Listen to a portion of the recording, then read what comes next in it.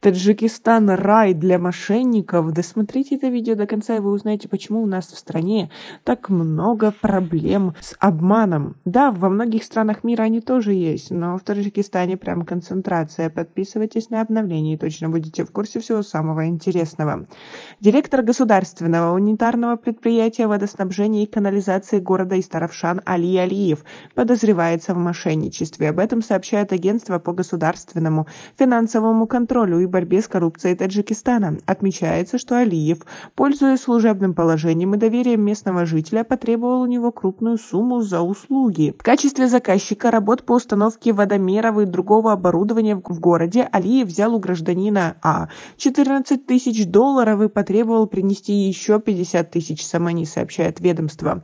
Али Алиев был задержан оперативниками агентства в своем рабочем кабинете при получении 50 тысяч самани у гражданина А. В отношении Али Алиева возбуждено уголовное дело по части 4 пункта Б статьи 247 «Мошенничество, совершенное в особо крупном размере» Уголовного кодекса Республики Таджикистан. По этой статье наказание предусмотрено в виде штрафа в размере от 1460 до 2190 показателей для расчетов или лишения свободы на срок от 8 до 12 лет с лишением права занимать определенные должности или заниматься определенной деятельностью сроком до 5 лет. Как вы относитесь к такой ситуации? Таджикистан страдает от того, что у многих людей нет воды, а директора водоканалов проворачивают схемы. А в городе Гисар по подозрению в занятии колдовством задержан 60-летний гражданин Афганистана Курбон Гилдина Средин, уроженец города Кундуз. Об этом сообщается на сайте МВД Республики. Согласно информации, афганский гражданин временно обосновался в кишлаке Чукурак города, где представлялся местным жителям, целителем и колдуном. Своим клиентам мужчина обещал при помощи своих способностей устроить семейное благополучие, увеличение доходов, другие блага, за что получал деньги. При этом он использовал такие предметы, как замки, ключи, кожу животных, гвозди, иглы, нитки и другие вещи, говорится в сообщении.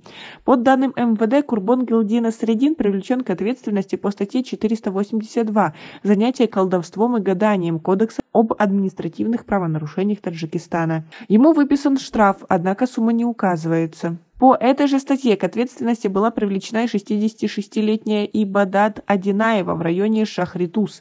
Женщина, не имея никакого образования, ни светского и ни религиозного, гаданием зарабатывала себе на жизнь, сообщает МВД. В Таджикистане деятельность таких гадалок и целителей запрещена.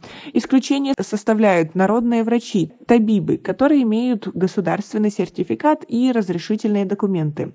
Раньше законодательство Таджикистана не предусматривало наказание за колдовством. Только в начале 2015 года Нижняя палата парламента добавила статью в Кодекс административных правонарушений, по которой колдуны и гадалки подвергались штрафам. Многие из них ушли в подполье. Несмотря на то, что занятие колдовством – это административное нарушение, в таджикском обществе люди склонны верить в такое и продолжают обращаться к услугам колдунов. Как вы думаете, почему в Таджикистане люди настолько в это все верят и доверяются мошенникам?